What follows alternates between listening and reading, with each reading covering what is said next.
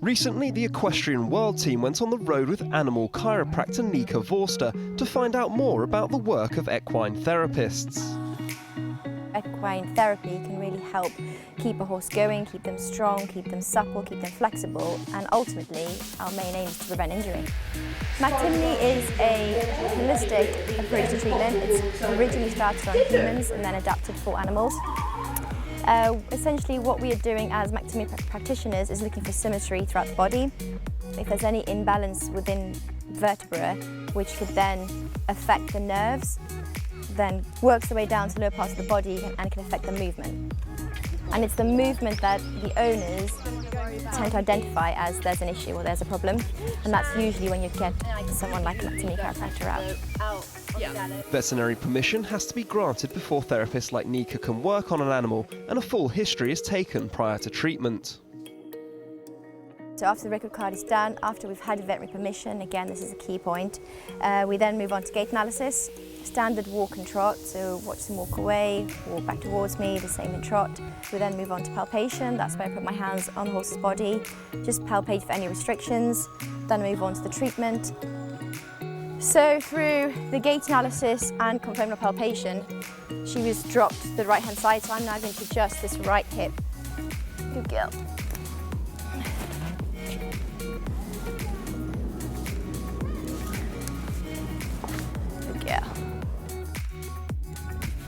Doing a little bit of muscle work through her hamstrings, which I feel was just compensation from the restriction through her pelvis.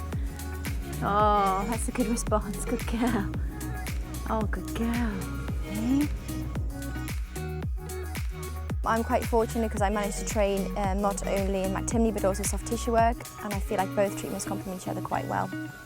After the treatment is done, I then move on to some aftercare. And again, for me, this is where I can feel like I bring up my unique approach to treating. Because I'm a rider myself, I can understand what exercises would really benefit the horse going forward. Over the years, Nika has built a strong client base across the UK and Ireland, meaning that she is constantly on the move.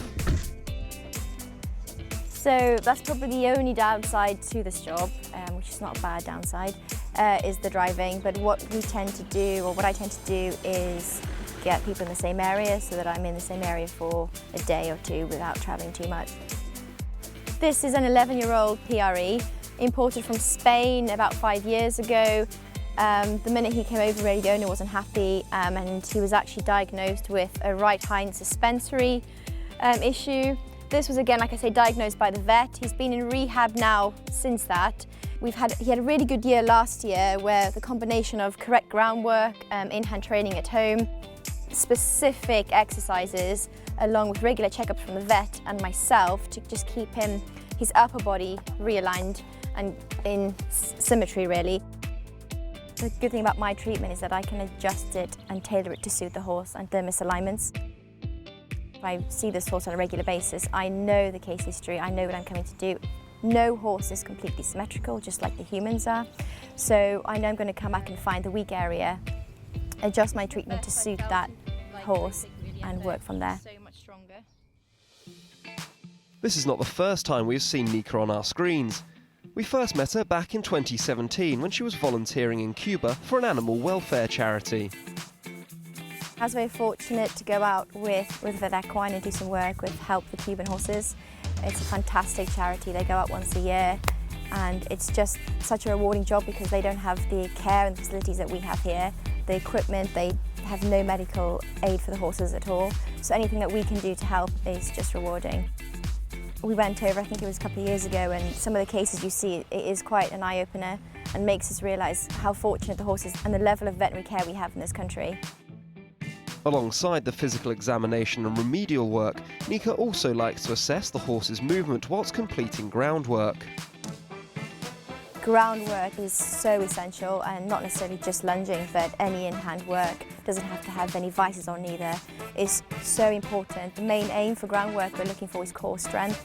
Nowadays there's a lot of horses being diagnosed with things like kissing spines, and I feel like for us to change all these common conditions that we need to really look back to the basics and what people are doing on a daily basis at home. Another thing with lunging is you can't do enough transitions, even on board, but especially with your lunging.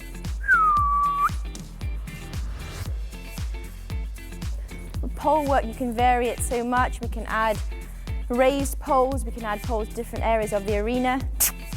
Ah, that's better. Good boy. Ah, look at that. You see that? Yeah, good boy. Now rest and reward.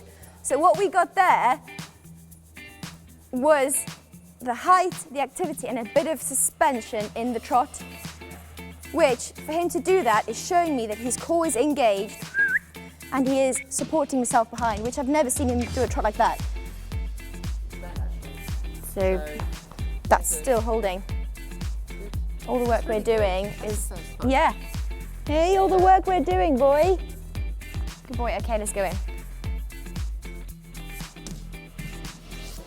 You can't force a horse to enjoy something, you can't tell them how to feel, so it is all by their behaviour and their signs. And to me, when you get those little behavioural signs that you've got the right spot, it's a great feeling.